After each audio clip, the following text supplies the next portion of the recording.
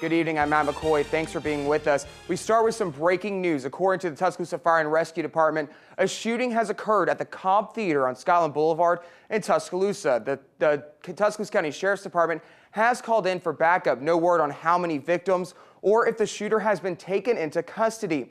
According to witnesses on the scene, it happened in the parking lot. Witnesses also told WVUA police locked patrons in the theater until they were told it was safe to leave. Now, we have crews on the scene and will bring you further details when they become available.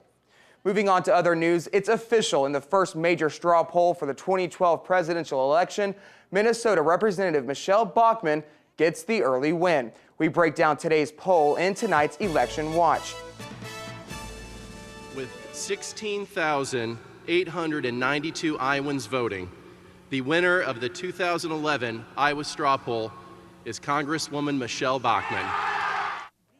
Now here are the results from the Ames, Iowa straw poll. Bachmann won with 4,823 votes, narrowly beating Representative Ron Paul, who had 4,671 votes.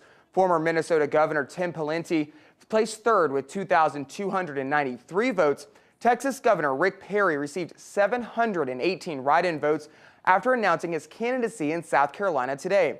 Now, Iowa wasn't the only state that held a straw poll today. Alabama had its own Republican poll at a party executive committee meeting in Birmingham today. Perry won with 101 write-in votes. Herman Cain placed second with 47 votes. Mitt Romney, Michelle Bachmann, and Newt Gingrich finished out the poll. No other candidates up for the Republican spot received votes.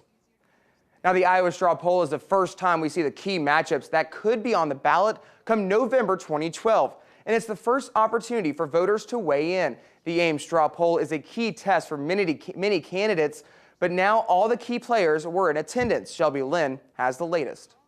Yes. Just go around. It's a crucial weekend for the 2012 GOP presidential candidates, and the politicians and their supporters are ramping up into high gear. Vote for Bachmann! Iowa is the site of the first major gathering of Republicans, and the Ames straw poll is the first opportunity for voters to weigh in on a GOP candidate. To me, there's no clear front runner on the Republican side, and I follow it pretty closely. 9 candidates made it on the straw poll ballot. However, not all of the contenders stumped in Iowa this weekend. Former Massachusetts Governor Mitt Romney elected to not attend. Former Utah Governor Jon Huntsman skipped the event. And Texas Governor Rick Perry, who does not appear on the Ames straw poll list, officially entered the fray on Saturday. It is time to get America working again, and that's why, with the support of my family and unwavering belief in the goodness of America, I declare to you today as a candidate for President of the United States. The results from the Ames straw poll could boost or boot candidates from the race to the GOP nomination. I'm Shelby Lynn reporting from Atlanta. The Ames straw poll is widely considered an early test of a candidate's strength in the battleground state.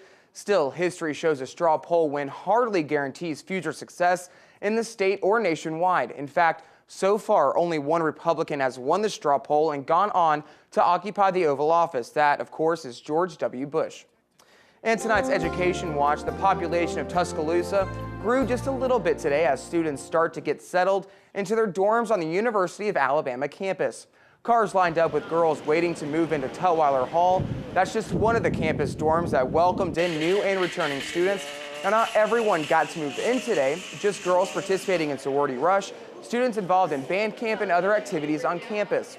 The rest of campus will move in next weekend. As new college freshmen leave the nest for the first time, anxiety is high, they're mixed with emotion, and as for parents, the goodbyes will not be any easier. She's already seen how late we can stay tomorrow, and so we got to go at some point. So, yeah, I absolutely should be homesick for a bit, but I think that'll last about a day, and then I think with all the things going on in school, I think she'll be fine. By the end of this weekend, more than 2,000 students will call University of Alabama home. In August, the West Alabama Quilters Guild usually has what they call the Itch to Stitch campaign. That's when they sew quilts for charity. But after the state's recent tragedy, their Itch to Stitch started in May and took on a whole new importance. WVUA's Victoria Sheehan visited the Guild where they presented handmade quilts to 2 local charities. Each quilt takes at least 15 hours to create, but with each one, there's a special message of dedication and love. Of a kind, you know? I mean, to think that somebody made that for you and they wanted to wrap you in warmth and comfort, how better can that be? The West Alabama Quilters Guild went straight to work after the tornado. Soon, the local quilters got help from communities across the nation, from Washington State to Delaware. They just heard about the storm on the news, and they asked if there was a quilt guild. They started sending emails to us shortly after the storm. What can I do to help? You know, was there a quilter that lost a home? They lose all their fabric, and they want to make sure that quilter can get back to quilting. Quilts collected today will benefit Tuscaloosa's One Place and Catholic Social Services. To even think of us and want to be able to respond, and then through their own gifts. The stuff we've seen today, unbelievable. We take for granted something like warm bedding, but this will be supplied to them, but more importantly, I think it's the love that's behind these quilts. Reporting in Tuscaloosa, Victoria Sheehan, WVUA News.